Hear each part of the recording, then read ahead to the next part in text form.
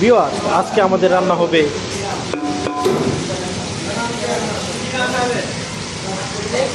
চিংড়ি মাছ দিয়ে, পুঁই শাক দিয়ে, কফি দিয়ে, আলু দিয়ে রান্নার আয়োজন করতেছি। এরপর আবার এই মাছও দেওয়া হবে। কয়েক জাতের মাছ একসাথে মিলিয়ে রান্না করা হচ্ছে।